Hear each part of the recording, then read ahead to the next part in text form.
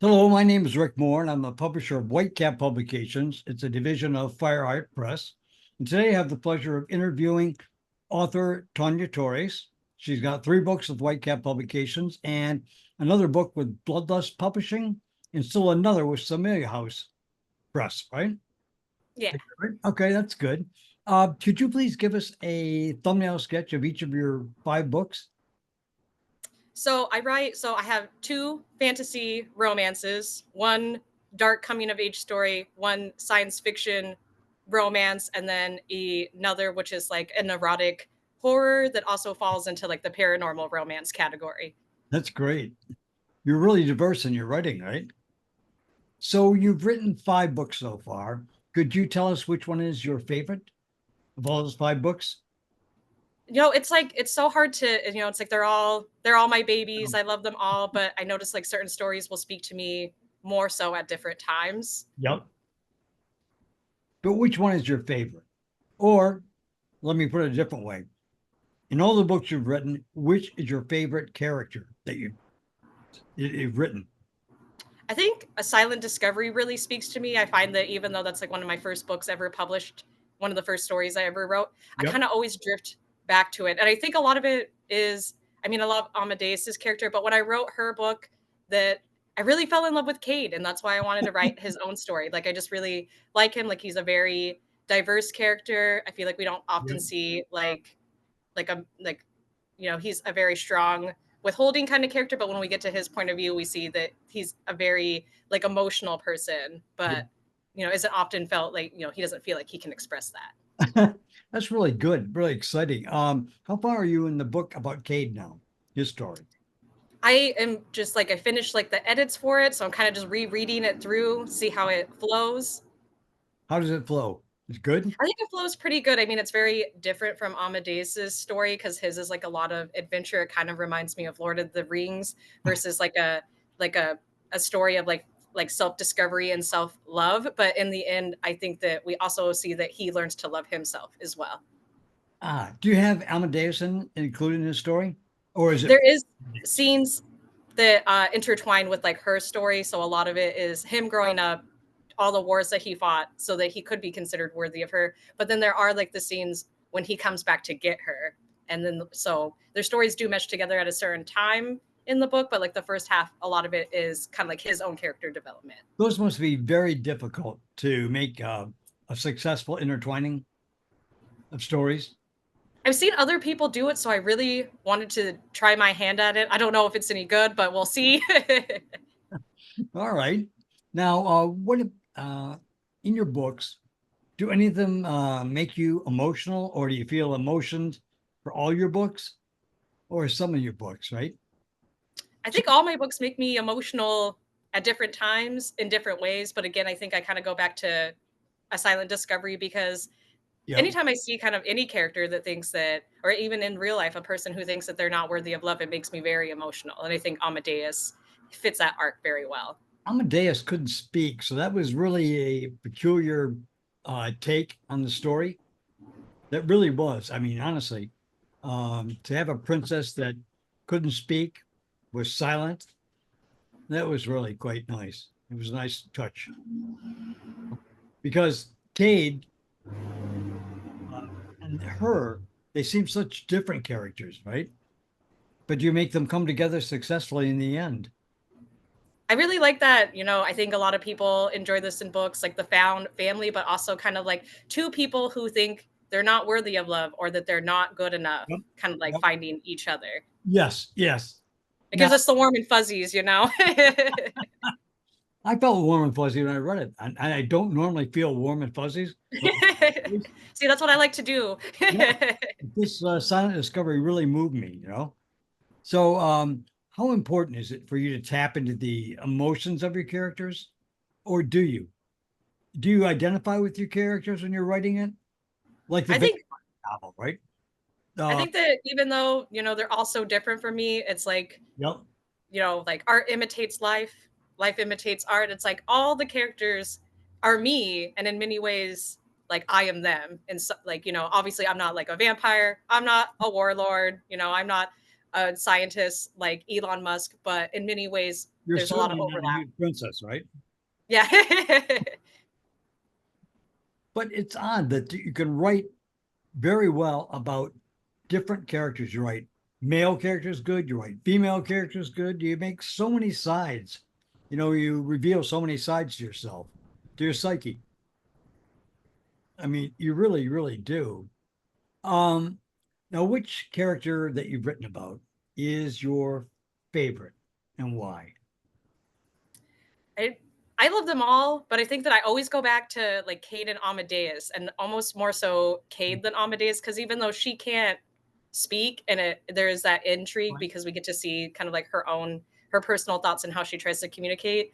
Right. Cade is perfectly capable of speaking, but he often does not say what he's thinking, how he's feeling, even though like he has the ability to, he just does it. Even when he does come into power and he could say anything he wants, he just does it. Yeah, but in the end, you have him learning to write, which I thought was a brilliant touch. Because I mean, honestly, when you think of the difficulties for a romance, she can't speak and he can't write. So the way you pulled that together in the end was fascinating. And I did think it would be like, it's like in a way, it's like the highest gesture of like, this very strong, emotionally kind of like withholding person is actually behind the scenes putting in an immense amount of effort and He able to did. communicate with someone because he loves her so much. He Even if did. he doesn't really say it the way like in a lot of traditional romance novels, like, he doesn't say the words, but he does so much for her. Yes, that's really true. Now, which character you've written about? Um, well, let me put it this way. Do you think someone could be a good writer without suffering first? I mean, let me context that. To be a writer, you have to write many sides of characters, right? You got to have, well, take Cade and Amadeus. They were very different, but Cade suffered tremendously, and so did Amadeus. But do you put your own suffering into them, or do you just make it up as you go along? Or, I I mean, think a lot of art, any great art, I feel like has like an element of suffering. I feel like yeah, that's like what touches people. Like I think that that's why when you go to a hotel and you just see like that bland hotel art or motel art, you feel nothing. There's nothing, there's no soul right, in it, and so there has to be that element of suffering. I right. think that that's what draws us into certain things. And But do you so I would personally, say like a lot of it's fiction, but the feelings are very real. yeah, do you have to suffer personally, or can you draw on the sufferings of other people to weave into your story? I think that you can be like if you're like a highly emotionally intelligent person, you can rely on Right, your own empathy. And if you read a lot of books, I think that right. that kind of, or even maybe like watch like a lot of different like podcasts with like different people with like kind of like a disparaging circumstance, you could draw on your own empathy and sympathy to try to kind of understand them. Ernest Hemingway had a saying that it's easy to write. You sit at the typewriter and then you bleed. I thought Yeah. that was so true. I mean, that's so true. Um, let's see, how much of your personal persona do you inject in your writing? So I get the impression you inject a lot of your persona into your writing, but since you write so many diverse genres, I kind of have to abandon that idea. So, but how much of your personal persona do you inject into your writing? I think a lot of it is just using different facets of myself. Like, no character maybe like embodies me fully, but there's like definitely like maybe elements that I can't use in real life, like, like rage or angst or like, just like the fact that like Cade and Logan and Bloodlust are like killers. Like, it's like I am not really, I'm kind of like, sweet little muffin, but I do have like those instances where you have like horrible thoughts. It's like a Yep. place that you can put those. Yep. Yep. Yep. Yeah, but you still haven't answered my question, I think, succinctly. Is it your personal persona or you draw on books, right? And movies? I think I draw on the many characters that I'm fascinated by in Yeah, like books and that's it. movies with like an element of, like I feel like we all put a little element of ourselves in characters, but I think a lot of it, since it, from the male point of view, I draw on like a lot of male characters that I like throughout cinema and books myself. That's what I was wondering about, how you write craft male characters as a female successfully. But that answers my question. Now, do you ever put a story aside that you're writing and let it stew and marinate in your consciousness and come back to it at a later date, or do you just write flat out? If I'm kind of like a mood writer, so it's like when the mood strikes, I kind of like need to do it, like to actualize it right there in the moment. Right. But there have been times where I get an idea or a character and I'll kind of set it aside and like I think like most writers, they kind of go into the abyss and we never see them again. But there's certain ones where I'll like go through my laptop and I'm like, "Oh, I really need to get to this. I really need to get to this." Like it keeps calling me. Like it will keep calling me and it's like it's not going to stop until I do something with it. Yeah, I mean, honestly, yeah, that's the truth, actually. Um, Let me ask another follow-up question. Um, do you have to outline your stories first, or do you leave that to your mood? I kind of have like it's like a very rough outline. Like I can't be a full on pantser. I feel like the story doesn't ever really take hold the way that it Yep. needs to because it's like I feel like all books need to have like a theme, a tone.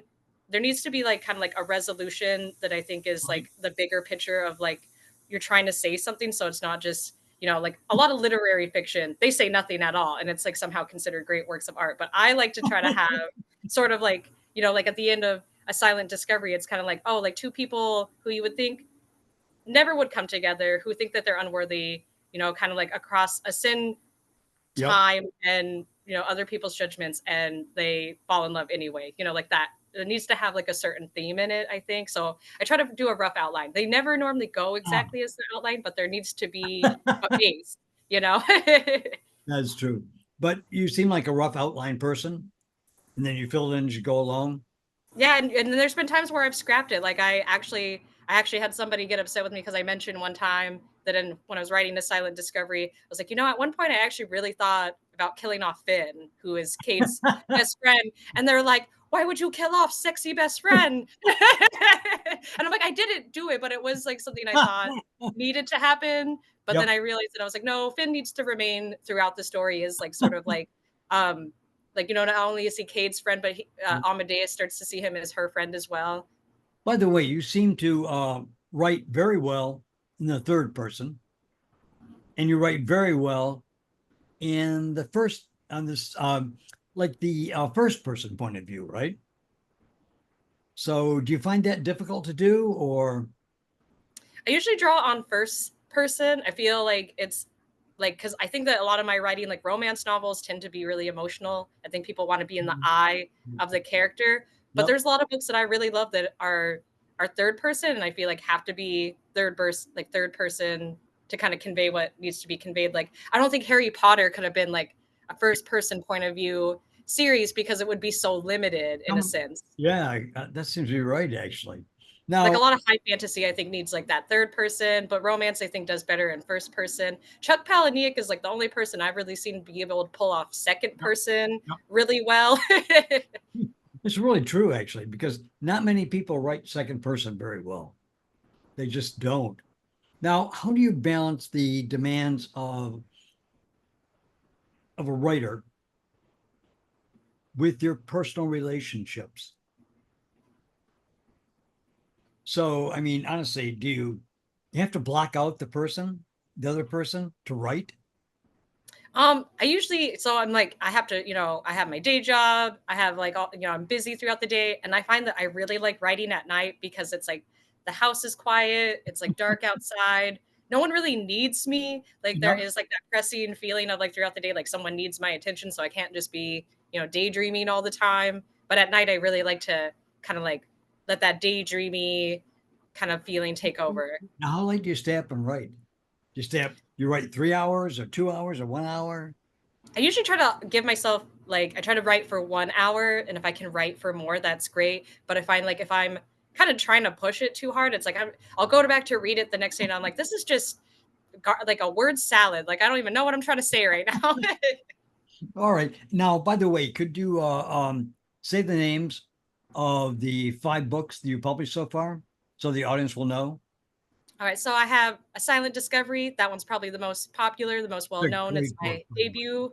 my debut novel. Yep, it's a I also have The Heart of the Machine, which is a science fiction this novel. is a great It book. has a lot of romantic elements and high Yep, tech if you're into that sort of thing. yep, Um, the Soul Keeper's Assistant is hard for me to describe because it is not a dark romance the way that a lot of right. stories with this sort of vibe have, where it's, you know, Yep, two step siblings trying to survive their toxic home, but it is a dark coming of age story, yes. not a dark romance. Then we have Bloodlust, that is my erotic horror novel. It's also a paranormal romance. It deals with That's vampires versus zombies. that So I sounds wanted to kinda do a cool. different take. Yeah, yeah, sounds kinda So cool. no werewolves in that one. And Yep. then I have At the Castle of Eternal Winter, which is Now like that a one book sounds fascinating. The Castle of that's a great title. Oh, That's thank you. yeah, it's a great title. Now what's that all about, right? It's like a Beauty and the Beast retelling, also mixed with Phantom of the Opera. So what it does have like a lot of Beauty and the Beast elements. It's like a girl who's like kind of, I don't want to say that she thinks that she's better than everyone, but she doesn't want to be like the other women in the village that just kind of get married and have babies. She has dreams for herself. She really wants to Yep. see the ocean. She's never seen the ocean. She has a good relationship with her father, and this causes the man that's obsessed with her some like disdain because the father won't relinquish her to him, and so he murders her father. She runs into the Oh, forest to get away from this man and finds a castle like shrouded by winter in the middle of summer. And this man takes her in, says that she can seek refuge there, but she's not allowed to see his face, and she has to wear a blindfold the whole oh, time. wow, that sounds cool. So it's like there's like Phantom of the Opera where he wears a mask. In this one, it's like she has no sense of what he looks like. I have to buy those 2 books actually, 'cause you're a great author, by the way, Tanya. Oh, thank you. Yeah, so, can I interview you again? Yeah, I think that would be great. Okay, that'd be great. So that's author Tawnya Torres. 5 books she's published, 3 from Whitecap Publications and 1 from Bloodless Publications and another from Sumi House Press, right? All right. I'll see you next time then, Tanya. See you next time. Bye-bye.